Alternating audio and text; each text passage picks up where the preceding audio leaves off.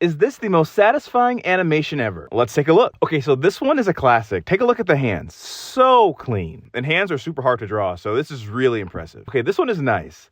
It's super short, but the movement is so smooth. All right, this is Steven Universe, animated by James Baxter, and it's kind of cheating because he's always really good. It's crazy how smooth the transition is.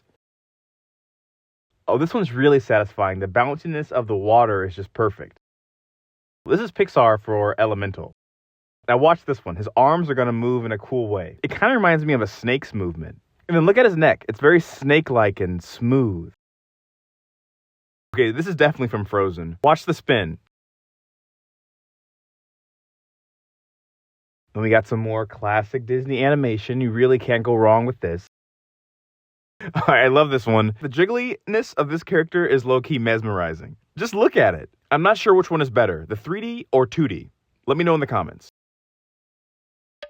Anxiety might be the most unique Pixar character of all time. This animator just revealed the absolutely incredible story behind creating her for Inside Out 2. So this is Diana Marseglis. She is a Pixar legend who is known for designing some of their most iconic characters. If you go to her Instagram, you can see some of her early sketches for Toy Story 4, The Incredibles, and even Luca. I worked on almost all of the characters in that film. But no matter what character she creates, she always puts her heart into it. However, something different happened when creating a new character for Inside Out 2. You might not know this, but when you create a new cartoon character, you have to design a bunch of different versions of that character to see what would be best. Sometimes it takes hundreds of drawings to create a character. So when she got the job to design anxiety, she drew upon a lifetime of dealing with that emotion when she started sketching. She drew a couple doodles with just a pen on scrap paper. The big eyes and mouth and overall jittery vibe was perfect. And when she presented her initial sketches to the director, she was shocked because he loved them. He approved the design. And his favorite drawing of them all was the very first drawing she drew.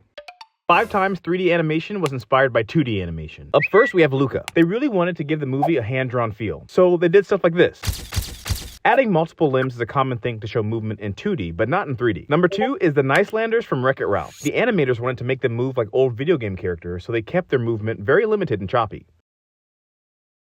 It seems like it would be easier, but for some animators, it was actually harder to get right. Number 3 is when Disney went all out to make a film that looked 2D, but was actually 3D. Alright, this short is underrated, but they wanted to make it look like a comic strip. And I think they nailed it. They even had those little dot printing pattern. Number 4 is Mutant Mayhem. The film has a sketchy style that was inspired by high school notebook doodles, which I love. It's a really unique look.